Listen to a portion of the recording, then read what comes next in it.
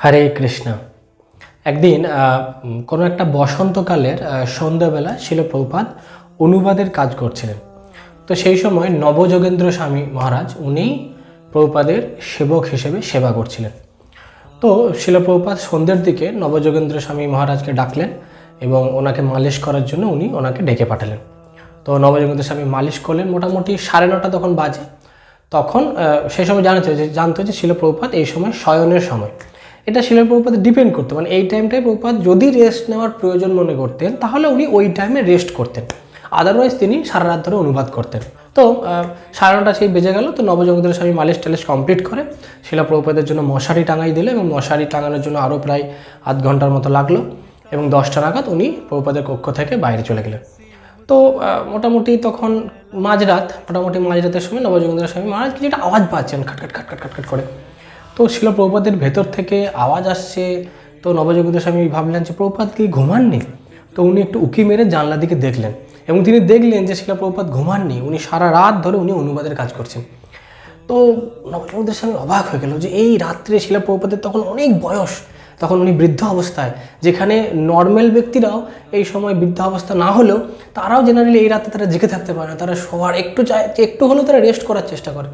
কিন্তু প্রভুপাদ এই বৃদ্ধকালীন অবস্থাতেও শিল প্রভুপাদ সারা রাত জেগে অনুবাদ করছেন এবং তার কিছুক্ষণের পরেই ভোর হয়ে গেল। তো শিল প্রভুপাদ আবার নবযোগেন্দ্র স্বামী মহারাজকে ডেকে পাঠালেন ওনার সকালের সেবা টেবা করার জন্য। তো যখন উনি ডেকে পাঠালেন নবযোগেন্দ্র স্বামী মহারাজকে, তখন মহারাজ বললেন শিল প্রভুপাদকে যে প্রভুপাদ আপনি তো সারা রাত ঘুমাননি, আপনি একটু রেস্ট নেবেন না? একটু রেস্ট করুন, একটু যদি রেস্ট না করেন তাহলে তো শরীর খারাপ হয়ে যাবে। প্রভুপাদ মুচকে এসে বললেন এই শরীরটা কখনো কখনো খারাপ হবেই, আবার কখনো কখনো ঠিকও থাকবে, কিন্তু যে কোনো অবস্থাতে আমাদের কৃষ্ণের সেবা চালিয়ে যেতে হবে। আমাদের একটাই উদ্দেশ্য, কিভাবে কৃষ্ণের সেবা আমরা করতে পারবো, কিভাবে কৃষ্ণকে খুশি করতে পারবো। কৃষ্ণের কাছে পৌঁছানোর জন্য আমাদেরকে সমস্ত রকম ত্যাগ করতে হবে। তো প্রভুপাদ বলেন আমি এই যে অনুবাদ করছি এর একটাই কারণ, যাতে করে তোমরা এর লাভ ওঠাতে পারো, তোমরা এই অনুবাদগুলো একটা অমূল্য রত্নের মতো, এই অমূল্য রত্নটা আমি জগৎবাসীদের কাছে দিয়ে যেতে চাই, তার জন্য আমাকে যা করতে হবে আমি করব।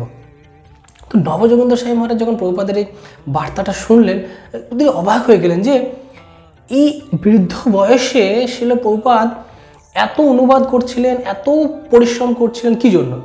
পয়সা ইনকামের জন্য বা অর্থ উপার্জনের জন্য না। যদি অর্থ উপার্জনেই হতো তাহলে অনেক বেশি অর্থ উপার্জনের অপরচুনিটি ছিল প্রভুপাদের গৃহস্থ জীবনে। কিন্তু প্রভুপাদ এসব কেন করেছেন? আমাদের জন্য। প্রভুপাদ ওনার সর্বসুখ ত্যাগ করে দিয়েছেন আমাদের জন্য। প্রভুপাদ বললেন যে মানুষের যে দেহটা এটা সব থেকে ইউজলেস দেহ জড়জগতে, কারণ পশুরা যখন মারা যায় তাদের দেহের চামড়াটা কখনো কখনো মৃদঙ্গ তৈরি করতে বা কখনো কখনো নানান রকমভাবে বস্ত্র হোক বা যে কোনো বেল্ট বা নানান রকমের কাজে লাগে, কিন্তু মানুষই এমন একটা জিনিস যার মরে যাওয়ার পর তার শরীরে কোনো অংশ কাজে লাগে না। কিন্তু মানুষের শরীরটা যদি কৃষ্ণ ভাবনায় বা কৃষ্ণের সেবায়, কৃষ্ণ ভজনে, কৃষ্ণ ভজন সাধনে, কৃষ্ণ ভাবনাময় থাকার জন্য ব্যবহার করা হয় তাহলে সেটাই আলটিমেটলি মৃত্যুর পর মানুষের আসল ব্যাংক ব্যালেন্স হিসেবে সেটা চলে যাবে। সেই জন্যই সর্ব অবস্থায় যদি কোনো মানুষ কৃষ্ণের চরণে সমর্পণ না হয়, কৃষ্ণের সেবা না করে, তাহলে তার মতো হতভাগা দুর্ভাগ্যবান এই পৃথিবীতে আর কেউ নেই। নবযোগেন্দ্র স্বামী শিল প্রভুপাদের কথা শুনে প্রচণ্ড ইন্সপায়ার হলেন যে প্রভুপাদ বলতে কি চাইছেন। প্রভুপাদ ছিলেন একটা এমন একজন ব্যক্তিত্ব যেটাকে মানে মাঝে মাঝে কল্পনা করলেও যখন প্রভুপাদের গ্রন্থগুলো আস্বাদন করা বা প্রভুপাদের লীলাগুলো পড়ি তখন অবাক হয়ে যায় যে কী ছিল, এবং তখন নিজেদেরকে খুব প্রাউড ফিল হয় যে থ্যাংক ইউ ভগবান যে আমরা এমন একটা সংস্থায় যুক্ত হতে পেরেছি যেটা প্রভুপাদের নিজের হাতে তৈরি করা। একজন শেপ ছত্রছায়ায় আমরা আছি, সেজন্য আমাদের এই লাভ ওঠাতে হবে। মনুষ্য জীবন তার লাভ পরিপূর্ণ তখনই হবে যখন আমরা প্রভুপাদের ছত্রছায়া থেকে প্রভুপাদের নির্দেশগুলোকে হৃদয়ঙ্গম করে, প্রভুপাদ যে সারা রাত জেগে জেগে যে অমূল্য সম্পদ আমাদের তুলে দিয়েছে সেই সম্পদগুলোর প্রপার ইউটিলাইজ আমরা করব। জগৎগুরু শিল প্রভুপাদ কি চায়। হরে Krishna. Thank you for watching our video. Jai Srila Prabhupada.